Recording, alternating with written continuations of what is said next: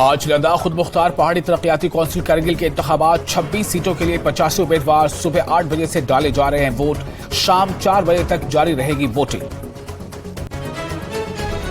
जम्मू में 10 अक्टूबर को अपोजिशन जमातें करेंगी एहतजाज। महबूबा मुफ्ती ने कहा, मुल्क की आवाम को पैगाम देने के लिए पुरअमन तरीके से आएंगे सड़कों पर। श्रीनगर के डाउनटाउन के मकीनों को मुश्किलात का सामना। चंद हफ्तों से बिजली कटौती का है सामना। स्मार्ट मीटर्स नस्ब होने के बावजूद हो रही है बिजली कटौती। कश्मीर में बिजली की पैदावार कम होने के बायस की जा रही है कटौती। Nodal officer smart meters Kashmir का बयान। महकमे जल शक्ति के मुलाजमीन ने किया एहतजाज। श्रीनगर की प्रेस कॉलोनी में पुरअमन एहतजाज। गुज़िश्ता 2 माह से नहीं मिली तनख्वाहें, सरकार से किया तनख्वाहें वागुजार करने का मुतालबा।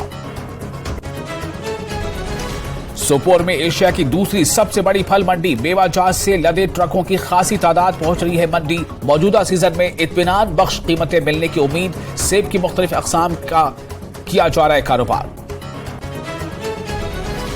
लद्दाख में पहला Ladakh aero expo fest 2023 show मुनक़िद। लद्दाख पैराग्लाइडिंग, एडवेंचर और स्पेस एपल्स मुंबई ने किया इनकाद। तलबा ने उठाया फजाई नुमाइश का लुत्फ। तलबा को ड्रोन और हवाई जहाज के बारे में भी दी गई जानकारी।